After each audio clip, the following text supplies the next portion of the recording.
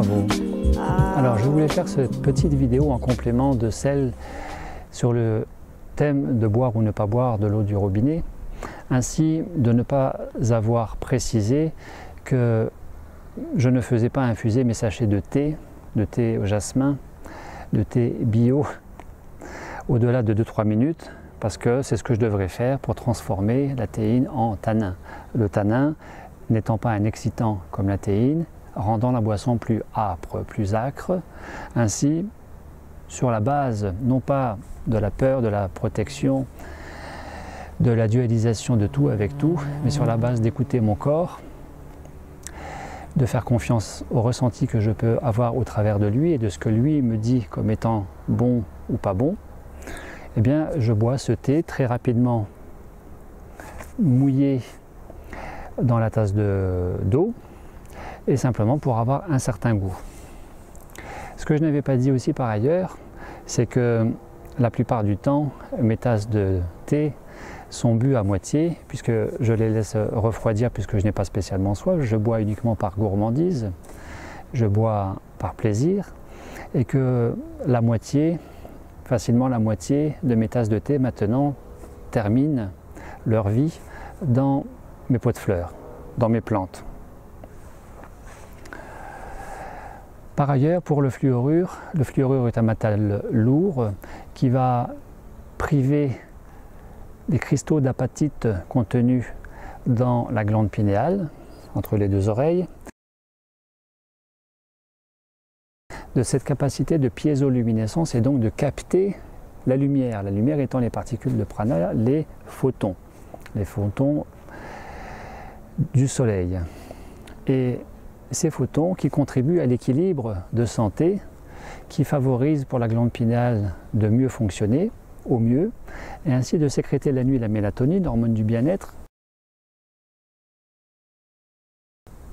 et la journée l'hormone de la sérotonine, la sérénité, qui est censée, sérotonine, être sécrétée à hauteur de 15% par la pinéale et de 85% par les intestins. Ainsi, il y a tout intérêt à ce que les intestins fonctionnent bien. Et on voit bien quand il y a cette surcharge de toxines, objectivement parlant, au niveau des intestins, au niveau de la pinéale, au niveau de l'organisme, eh bien, il y a ce déséquilibre certain qui, tôt ou tard, s'installe en faveur de la maladie parce que le corps devient acide et que l'acidité fait le lit de la maladie, tout simplement. Quand nous sommes dévolus, consacrés, passionnés par le domaine de la conscience, eh bien, je comprends difficilement comment il est possible de boire de l'eau du robinet, sachant qu'il y a du chlore, de l'aluminium, du fluorure, peut-être encore des traces d'antibiotiques, et que ça va imputer sur cette capacité d'éveil de la conscience au niveau de la pinéale, puisque Descartes le disait à son époque que la pinéale était pour lui une fenêtre sur les plans spirituels, donc de la conscience. Comment est-ce que nous pouvons boire de l'eau du robinet? Si d'une part nous souhaitons être plus en conscience, plus libres, plus joyeux dans nos vies, et si d'autre part nous nous intoxiquons de ce métal lourd. Objectivement, c'est un toxique, chose que n'est pas la théine.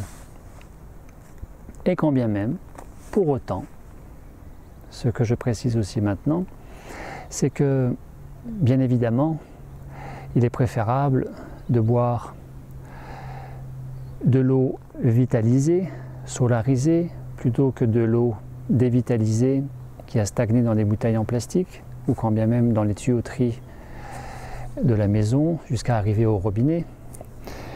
Bien évidemment, il est aussi préférable de boire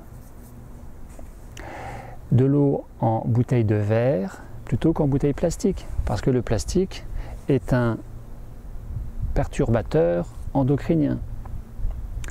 Et que bien évidemment, il est aussi préférable de boire de l'eau solarisée, dynamisée, vitalisée, dans une bouteille en verre bleuté, plutôt qu'en verre ordinaire, en verre transparent.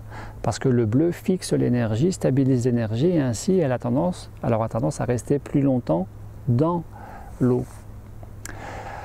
Ce que je veux dire par là, c'est que il n'y a pas de réponse idéale à tout ça et qu'on ne peut pas tout éviter. Parce que si tout est prana, eh bien la pollution aussi est prana. Si tout est énergie, la pollution est aussi énergie. Alors, faut-il que vous mettiez des gants quand vous allez à la pompe à essence prendre votre essence pour mettre dans votre réservoir de voiture? Est-ce que vous mettez des gants? Est-ce que vous ne mettez pas? Si tout est prana, il n'y aurait pas besoin de mettre des gants. Si tout est prana énergie, eh bien il n'y aurait pas besoin de fermer à clé ces portes de voiture, ces portes de maison et d'appartement. Ainsi, il est aussi question d'un équilibre, d'un juste milieu, et de faire confiance au ressenti, aux perceptions, plutôt qu'au schéma limitant, à la pensée dualiste et surtout pas à la peur. C'est pour ça que, certes, je dis ne pas boire de l'eau du robinet, mais c'est quand même ce que je fais quand je suis de longues heures sur les autoroutes de France et que de m'arrêter dans les stations d'essence, de demander un gobelet d'eau chaude. Alors bien sûr, vous vous en doutez, l'eau qu'on me donne dans un gobelet en station d'essence n'est pas de l'eau solarisée, dynamisée, en bouteille de verre bleuté ou en bouteille plastique. Elle sort directement du robinet. Donc je crois que la conclusion de tout ça, c'est qu'il ne faut pas devenir maniaque de tout. Il ne faut pas faire de la nourriture en conscience une dictature. Il ne faut pas se transformer soi-même en ayatollah du cru, du cuit, du véganisme, du végétalisme, du végétarisme. À partir du moment, et c'est ma ligne de conduite, où vous écoutez votre corps, que vous faites confiance à vos perceptions plutôt qu'à vos conceptions, que vous accueillez l'agréable comme le désagréable, que vous vous respectez toujours sur la base d'écouter le corps plutôt que d'écouter la tête, eh bien ce n'est pas un problème. Ça ne doit pas être un problème que de temps en temps vous buviez l'eau du robinet, comme je le fais de temps en temps, malgré tout. Ça ne doit pas être un problème que de temps en temps vous mangez de la viande, parce que si tout est prana, si tout est énergie, alors la viande aussi est prana. Et pourtant, nous savons pertinemment que la viande va freiner, diminuer votre fréquence vibratoire, descendre votre niveau vibratoire de votre corps et avoir tendance à vous rendre hypersensible émotionnellement. Alors, une fois encore, simplement d'écouter son corps. Et à partir du moment où le corps dit « je ne veux plus de ça » ou « je veux bien de ça », eh bien, pourquoi pas se l'autoriser, une fois encore dans le juste milieu. C'est ça aussi la liberté, au même titre que la nourriture pranique n'est pas d'arrêter de manger, mais d'apprendre à se nourrir en conscience, quoi que vous mangiez, quoi que vous ne mangiez pas, quoi que vous buviez, quoi que vous buviez pas. Et sur cette conscience corporelle, sur la base de cette conscience corporelle, de lâcher les schémas limitants du on ne sait jamais, il ne faut pas, c'est pas bien.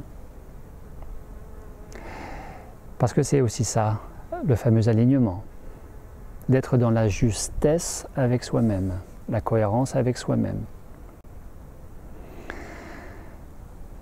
Merci à vous, merci à ces personnes dont vous faites partie, qui avaient réalisé ce commentaire sous cette première vidéo, boire ou ne pas boire de l'eau du robinet, qui m'avait permis ainsi de vous offrir ce complément. Et je vous dis à très bientôt.